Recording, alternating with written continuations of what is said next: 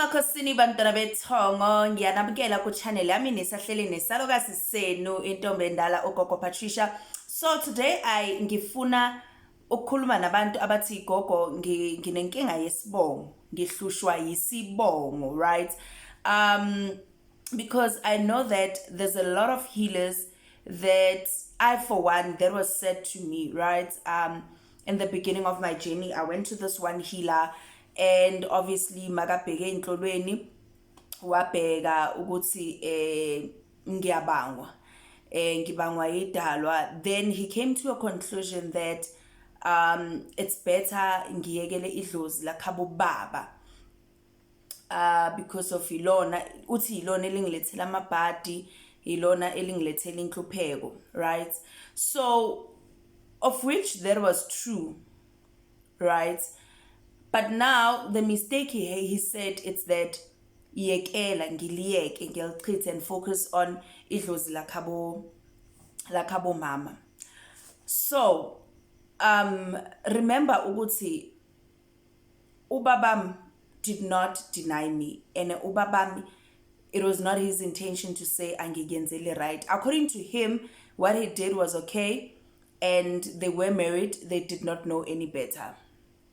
So the minute uzotshela umntana edlozi noma umntana ethonga noma umuntu ukuthi makachithe idlozi lakhabo baba because of limlethela inhlupheko, that's something else, because now you have to go deep and check ukuthi okay, lo muntu ukuze ahlupheke yebo idlozi lakhabo baba, what can we do, or why lithukuthele, you understand? Because it was basically that my paternal side of the family, they were not having access to me, because obviously ugogo engihamba naye was protective about the whole thing, about me. And number one, I am spiritually gifted, and as a spiritually gifted child, I don't only walk with gifts from my mother's side, I walk with gifts from my father's side. So how am I going to access them if ngiyabachitha? And mind you, ubungoma buqhamuka esayidini lakhabo baba, nikazi wekhwama usesayidini lakhabo baba. So if you say ngilahle lelo dlozi, meaning you say ngilahle lelo dlozi with the blessings that they are coming with, because you have to pick a struggle. You can't have your cake and eat it. You can't say ngilahla idlozi then still want izinto eziphuma kulelo dlozi. Idlozi lakhabo baba kimina, it was also coming with money, but it was looking like bad luck because they were not releasing the money, they were not giving me the money. I don't know if you understand. So libukubukeke ngathi ibhadi, kanti it was not literally ibhadi. And me saying angibafuni, meaning I'm saying anginifuni nemali yenu.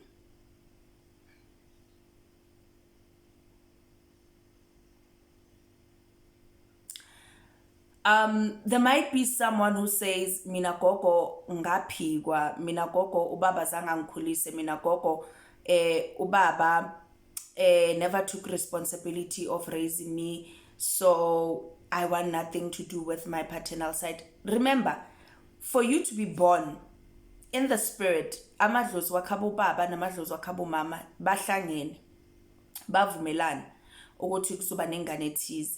Mhlambe it was for peace sake, ukuthi kube ne peace between the two families in the spirit, or maybe it was because of they needed something from the other family, then they also brings, then something which is you amazing comes out. Now it does not necessarily mean that your ancestors in spirit are agreeing with what ubaba wako ayenzayo enyameni. Edlozini awuphigwanga.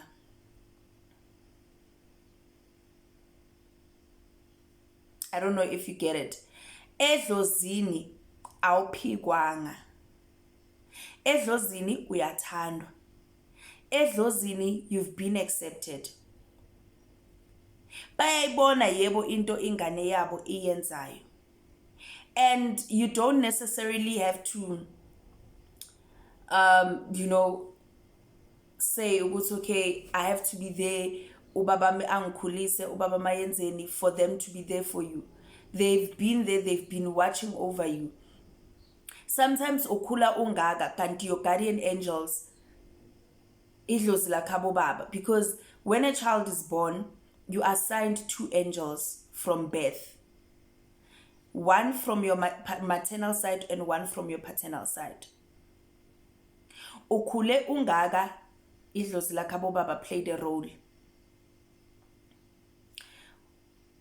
You managed ukuthi overcome izimo, noma wakwazi ukuthi undlule eyintweni because of what idlozi lakhabo baba. You were able uzufike la ukhona because of what idlozi lakhabo baba. Be it you know your father, be it you do not know your father, your ancestors, they know very well. They know that you are their blood. They know that you are their child. So ukulahlela idlozi esayidini uthi wena you don't want them because of you've got scars. Yes guys, we've got scars.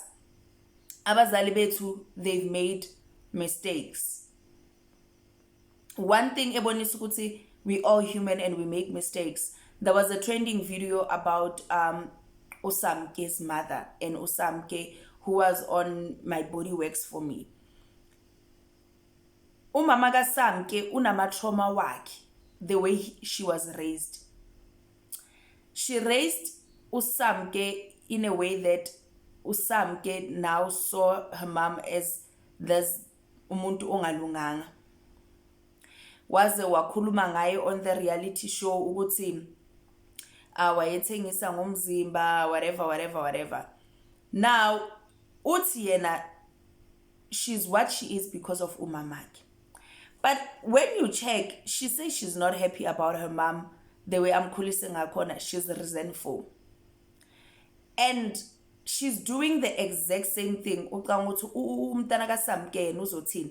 uSamke, according to her right now, she has made mistakes. She is making mistakes. She's human. But because of she's doing them because of her mom, and she doesn't even want to raise her own child.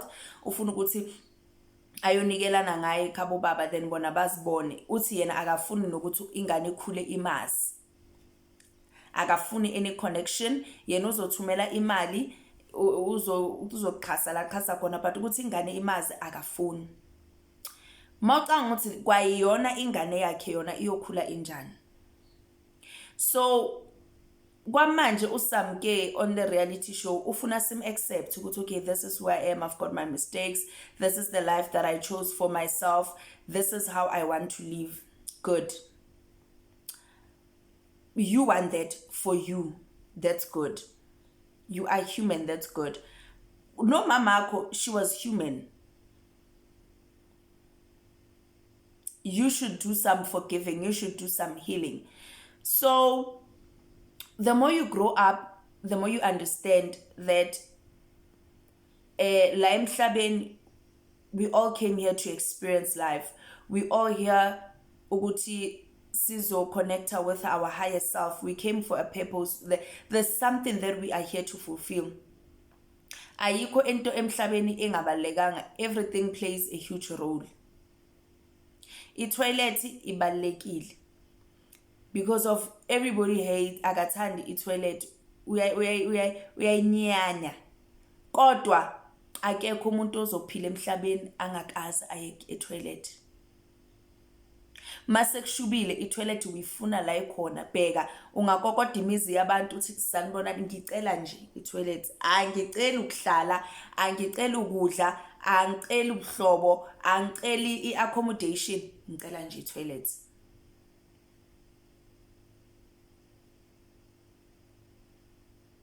Yonke into emhlabeni, even yourself, awuvelanga la emhlabeni ngephutha. Khona indima ozoyidlala la emhlabeni. And as much as we are told ukuthi uNkulunkulu usiphe i-free will, yes, God has given us a free will. You can be meant ukuthi wena you're going to be a politician, but at the end of the day, you take a decision to say, I want to be a teacher. Being a teacher, you will feel it deep down, or even in your teacher, line, you will still be in politics indirectly. You're gonna be that teacher who supports causes, yabo, or wherever you are in your teaching era, you will feel, no man, I'm not fulfilled. Something in me does not feel right. I'm not reaching my purpose. I'm not living the life that I'm supposed to live. You and your higher self can feel it. Nobody can tell you otherwise. Understand? So idlozi lakabo malume libalekile. And as much as idlozi lakabo malume libalekile, idlozi lakabo baba is also as important.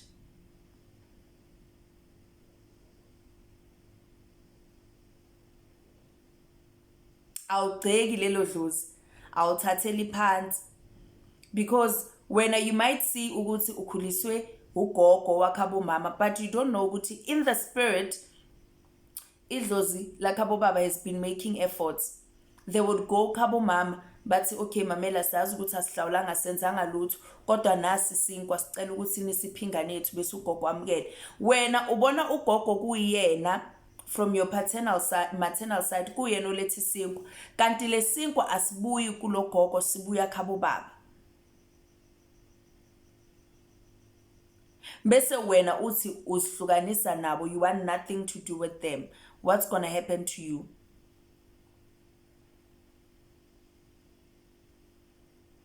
Impilo bantwana bethonga, it does not come with a manual. We learn each and every day, and we experience. Allow yourself to experience, allow yourself to grow, but most importantly, allow yourself to heal from all the past traumas that you have. I've been making series or story times talking about how I grew up, the difficulties I faced, mina as umntana wedlozi. I'm not making that because I wanna expose or ngifuna ukukhuluma ngomndeni wami. No, I'm talking about that because it's also my healing journey, sharing it with other people who might be going through similar things, to say, hey, everybody unempilo ake wayiphila, unempilo ayiphila manje, unempilo asazoyiphila. Right? And this is the recipe for life. Masikhulisaneni, let's learn from each other's mistakes, bathi uyisula umuntu ofuna ukufunda ngamaphutha wakhe, kodwa uhlakaniphile lo ofunda ngamaphutha wabanye abantu.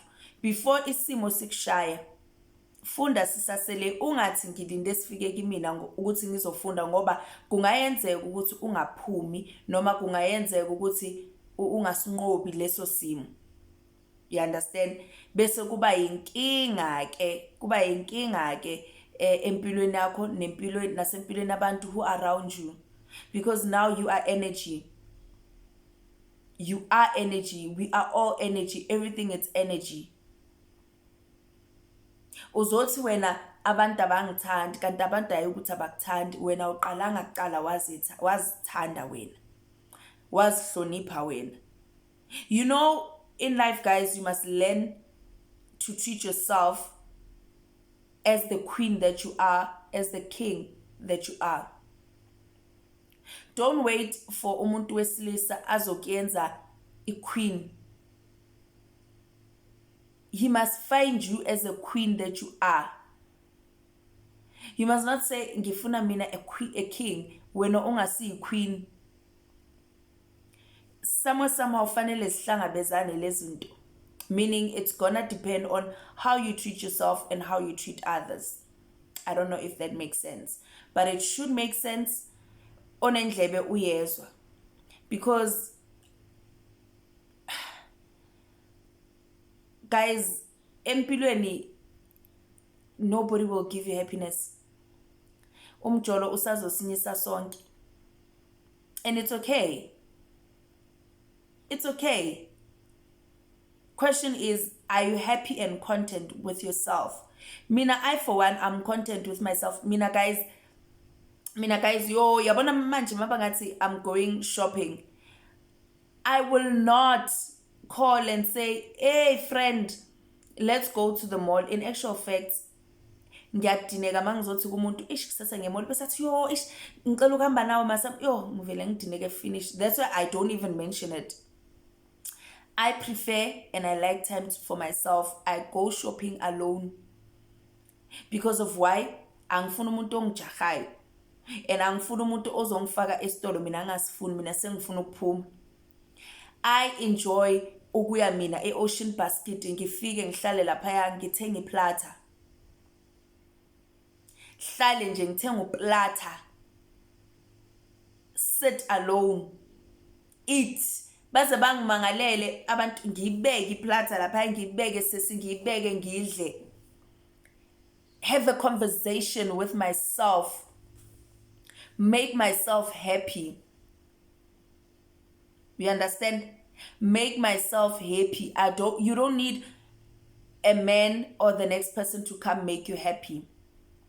So having to forgive and having to understand that as much as you are not perfect, as much as you always say, I'm not perfect, that statement, don't forget it when you refer to other people. They are also not perfect. So do not expect perfection from other people while you're not perfect. Your fathers are not perfect, your mothers are not perfect, your sisters are not perfect, your brothers are not perfect. And kuna lento ukuthi abantu bathi yabona mina idlozi lami liyangithanda, mina idlozi lami liyangivikela. That's very nice. That's very good. We are happy for you. Kodwa as much as idlozi lakho likuthanda linamandla, nomunye umuntu idlozi lakhe liyamthanda, idlozi lakhe linamandla. Have you ever thought about that? Nabo amadlozi wabanesikhwele ngabo. So whatever that you are doing to other people, do you think also amadlozi abanye abantu they are happy? They are not. So be careful, because the Bible says that the same measure that you use to measure for others, it will be the same measure that will be used to measure you and your sins. Qapelan. But anyways, I don't want to make this video too long. Ngiyabonga for all the support that you're giving me. Please don't forget to like if video yami, much appreciated. Ungakhohlwa subscribe. Like where you like the video. When you go on the site, there's a place where it says thanks. If you're liking my videos, you can donate as much as 14 Rand to say thank you. Kokopa Shisha, much appreciated, you know.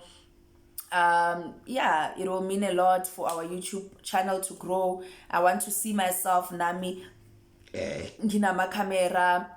I want to see myself having a recording place. You know, I would love to see myself having guests, especially who are going through self-initiation, because a lot of people are going through self-initiation, but just that we don't know them. So it's about time that we speak out and yeah, we grow together and we experience maybe something that they might say that maybe you will get something or you will gain something out of it. It helps to have different minds, opinions, if I can say. So yeah, thank you so much. God bless you. uNkulunkulu anibusise amadlozi wenu anikhanyisele kube kuhle nje kukhanye kube mhlophe emakhosini leseli khanya qamakunda uwe.